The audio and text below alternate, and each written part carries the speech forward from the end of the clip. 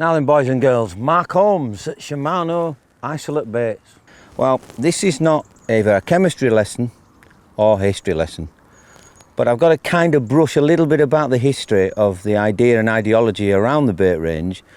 Well, the simple reality is that if you look back at the history of Shimano as a company and a fishing tackle company, they've always had the ethos of bringing quality product to the market for what we call the grassroots common angler. And basically, without getting all sentimental, we look upon supplying the many, not the few. So we're not an elitist company. What we are is a company that bases everything upon quality and tried and tested methods. There's two types of bait. There's the attraction bait and there's a nutritional bait. And I've spoke about this many times. The attraction will get you a bite. Nutrition will get you another bite. And that, I think, is the important thing for people to realise.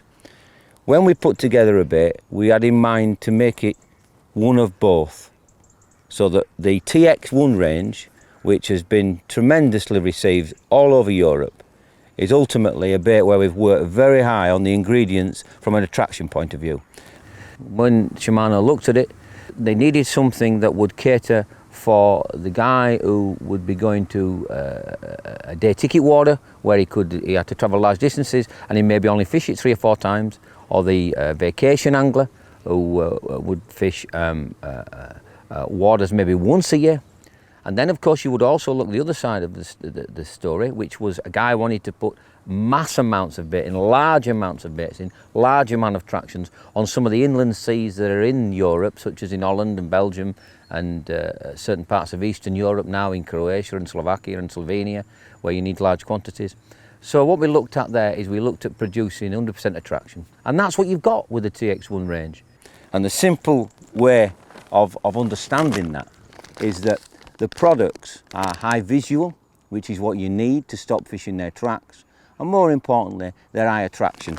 So they've got the things in there that will own carping on it, and an high attraction basically gets down to the situation of a carp swimming in a normal fashion and it literally stopping in its tracks, going for that bait, and that is what attraction does. And you can do that in several ways, and the ways that we've done it with the TX1 is by boosting the flavour levels in there so that we're changing slightly the pH around the bait, and that pH shift can be anything, either a plus or a minus, but because they are a very switched on aquaculture ecosystem animal, they understand when there's a shift in pH. So tremendously you can understand that if you go to water for the first time, not every week, but for the first time, so it's a fishing holiday abroad, or it's somewhere where you go with your friends for a social, and you want in lots of bites and you want in quick bites, that's where TX1 comes into being. The flip side is most big fish carp anglers tend to target fish, or they will fish a local water, or they will fish a syndicate water, where they will keep going week after week after week after week. Now there's a completely different situation. And that's where the two nutritional baits, which are the LM94 and the RN20, come in. And again, at Shimano, we're very transparent. We're trying to make it so that the normal everyday angler can understand our products, and you don't have to have a degree in aquaculture in order to get it. But very quickly, the science behind those is when you put together a nutritional bait, what we're looking to do, and what we did, is we create something that's 40% nutritional. And the simple reason for that is that a carp can only absorb around 34-35% of protein. So old men like me that in the past would do an HMV, an high nutritional value bait of 90%, it was ridiculous, because nearly 60% of that protein was coming out as waste out of the back of the carp, when really they can only absorb 32%. So when you understand that, as a bait maker, what you then do is you put together a bait where you work hard on 40% nutrition. And what that 40% nutrition does is that makes the fish come back to the bait, because it has benefits for the fish. It improves growth rate, it improves repair rate, it improves the olfactory system, which is the digestiveness, and all of these things that tend to fly by normal anglers are taken care of with 40% of the content of the LM94 and the RN20. Well, the other 60% makeup of those baits is simple attraction. So what does LM94 mean? Well, LM94 means liver marine. So we have ingredients in there which are predominantly liver based, so that's where the inherent natural flavour comes from. The one thing about using natural ingredients and natural flavours is you cannot overload them. Now, marine covers a multitude of ingredients.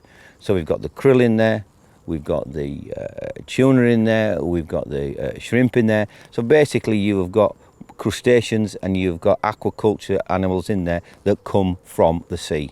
Now, we all know how effective they are. And 94, well, you don't need to be Einstein to work out that 94 stands for fish meal LT94, which is a low temperature fish meal, which is the highest grade of fish meal and consistent grade of fish meal that you can get. Now then, the flip side is that we came away from a savoury bait, and we wanted something with with different food signals and something which would promote fermentation. So we all know as human beings how important, from a nutritional point of view, nuts and pulses are. They've been used in carp fishing for a long, long time. And basically, if you think about it logically, when you talk about nuts to use as a protein, you've got almond, you've got tiger nut, you've got peanut in there. Very much the only thing that restricts you when you talk about the formation of a nut bait is your own imagination. Now, without giving all the secrets away, you know, we're quite open at Shimano, and RN stands for red nut. So you can see there's an awful lot of peanut meal in there, and there's almond in there, and there's a little bit of tiger nut as well to give it a more balanced flavour.